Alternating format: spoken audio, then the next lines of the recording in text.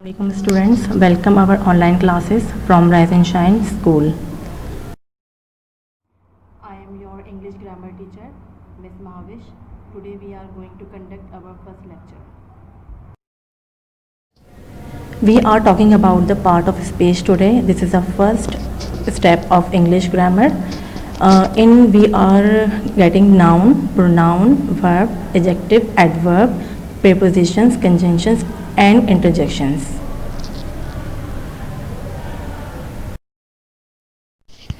Now we start our lecture from the noun. Noun, name of a thing, a person, an animal, a place or an idea. It means noun एक इसम को कहते हैं. इसम means आप उर्दू में इसको इसम बुला सकते हैं, जिसे हम एक पर्सन के लिए, जानवर के लिए, किसी जगह के लिए, किसी आइडिया के लिए और किसी चीज़ के लिए इस्तेमाल करते हैं. For example Daniyal, London, table and hope. Daniyal एक पर्सन को रिप्रेजेंट कर रहा है, लंदन एक प्लेस को रिप्रेजेंट कर रहा है, टेबल एक थिंग को रिप्रेजेंट कर रहा है और होप एक आइडिया को रिप्रेजेंट कर रहा है. इट मीन्स कि हर चीज़ जो अल्लाह पाक ने दुनिया में बनाई है उन सब का नाम है. इसकी एग्जाम्पल हम इस तरीके से कह सकते हैं, Mary used a blue pen for her letter. Mary नाम है, पेन भी नाम है और लेटर भी नाम है, लेकिन डिफरेंट वेज में. मैरी एक पर्सन का नाम है, पेन एक थिंग का नाम है और लेटर भी एक थिंग का नाम है जिसे हम पेपर पे लिखते हैं. Now we move on pronoun. Pronoun, a pronoun is used in place of a noun or noun phrase to avoid repetitions.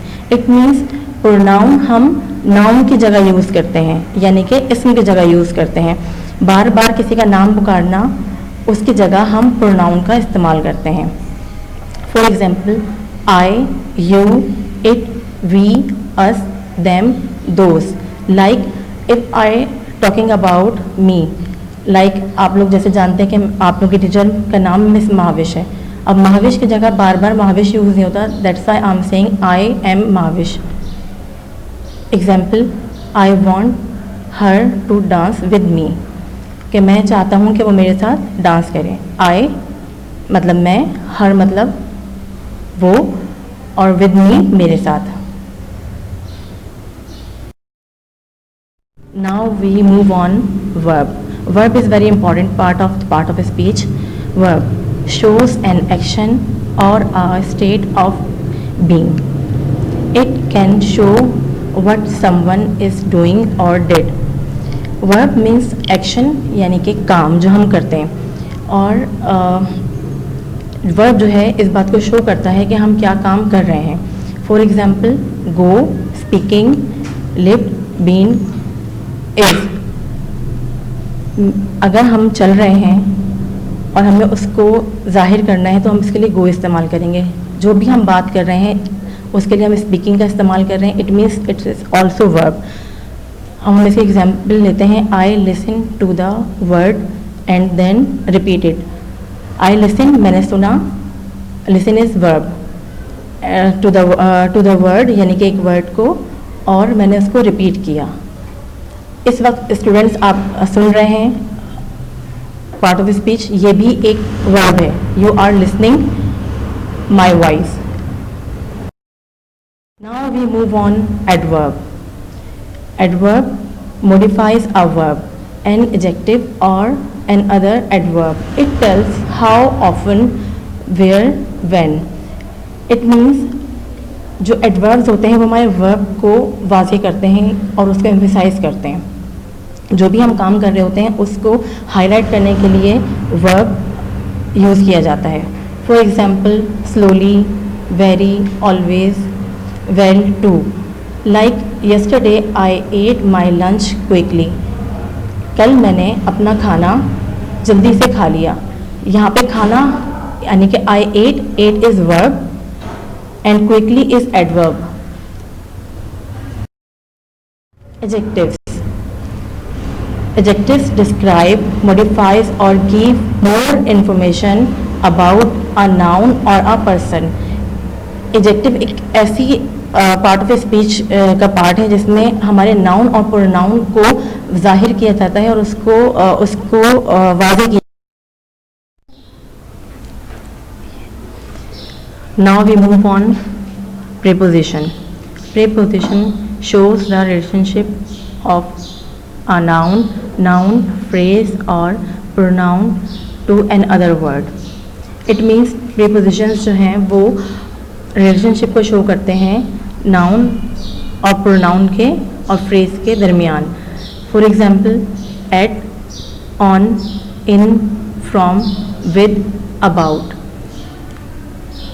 I left my keys on the table for you. It means I left my keys on the table के मैंने अपनी keys जो हैं वो छोड़ दी हैं table पर तुम्हारे लिए। तो दो सेंटेंस को और दो लोगों की बात से कनेक्शन के लिए ऑन का यूज़ किया गया। This is called preposition. Now we move on conjunction. Join two words, ideas, phrases together and show how they are connected. Means conjunctions जो हैं वो दो sentences को आपस में जोड़ते हैं और हमारी बात को continue करने के लिए हम conjunction का इस्तेमाल करते हैं. Example, and, or, but, because, until, if. I was hot and tired, but I still finished it. मैं जो हूँ वो बहुत ज़्यादा थक गया हूँ लेकिन फिर भी मैं काम फिनिश करूँगा या करूँगी. इट मीन्स यहाँ पे